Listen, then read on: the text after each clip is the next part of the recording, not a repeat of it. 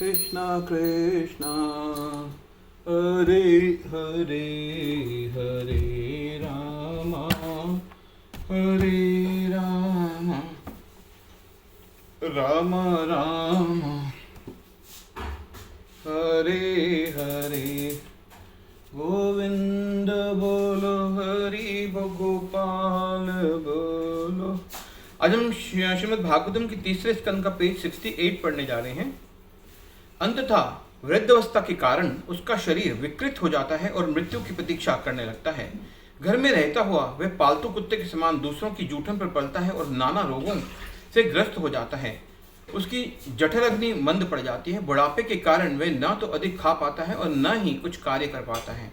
उसकी आंखें अपने कूपों से बाहर निकलने लगती है। आंतरिक वात के दबाव तथा कफ बढ़ने से उसे सांसें लेने में कठिनाई होती है और श्वास अंदर बाहर करते हुए वह घुर घुर की आवाज करता है।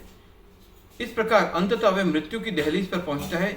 उसके परिजन एवं संबंधी उसकी मृत्युशैया के चारों ओर एकत्र होते हैं। यद्यपि वह उन्हें कुछ अंतिम निर्देश देना चाहता है, परंतु आवाज ना निकल पाने के कारण वह निराश हो जाता है तथा असहनीय पीड़ा से अचेत होकर अपने प्राण त्याग देता है। मृत्यु के समय वह यमदूतों को देखता है जो क्रोधित मुद्राओं में उसके सामने खड़े होते हैं। भयभीत हो वह मल मूत्र विसर्जन करने लगता है। जिस प्रकार पुलिस अपराधी को पकड़ती है और उसी प्रकार वह यमदूत पाप और इंद्रिय भोग में लिप्त इस व्यक्ति को बांध कर ले जाते हैं। उसकी गर्दन को मजबूत रस्सियों से कसकर वे उसे दंडित करने के लिए उसके सूक्ष्म शरीर को ले जाते हैं। यमदूत द्वारा इस प्रकार ले जाए जाते समय उसके हाथ कांपने लगते हैं और वे अपने पूर्व पाप कर्मों का स्मरण कर करके शोक संतप्त हो जाता है। आग उगलते प्रचंड सूर्य के तेज प्रकाश में उसे तप्त रेतीली भूमि पर नंगे पैर चलाया जाता है और मार्ग के दोनों ओर वनाग्नि जल रही होती है। कुत्ते से निरंतर काटते रहते हैं। जैसे ही थकने से उसकी गति धीमी पड़ती है, यमदूत उसकी पीठ पर कोड़े से वार करते हैं। अत्यधिक भूख और प्यास से त्रस्त वे पापी को न तो पीने का पानी और न ही मार्ग पर कोई विश्राम स्थल मिलता है। बुरी तरह थकने से वह कई बार अचेत होकर गिर जाता है और यमदूत उसे उठाकर चलने के लिए बाध्य करते हैं, परंतु चूंकि वह सब सूक्ष्म शरीर के स्तर पर होता है, वह मात्र 2 या 3 मिनट में 99,000 योजन की दूरी तय कर लेता है। यमराज सम्मुख प्रस्तुत करने के पश्चात उस पापी को तुरंत निर्धारित यंत्रणाओं द्वारा दंडित करना आरंभ किया जाता है। उसे दहकती लकड़ियों के बीच रखा जाता है जिससे उसके अंगों में आग लग सके।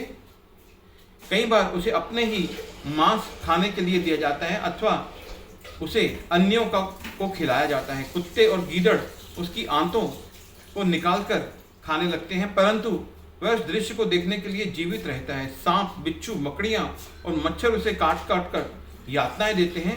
कई बार उसके अंगों को काट दिया जाता है अथवा हाथियों द्वारा कुचलवाया जाता है। उसे पर्वतों की चोटियों से फेंका जाता है, गुफाओं में बंद अथवा पानी के नीचे रखा जाता है।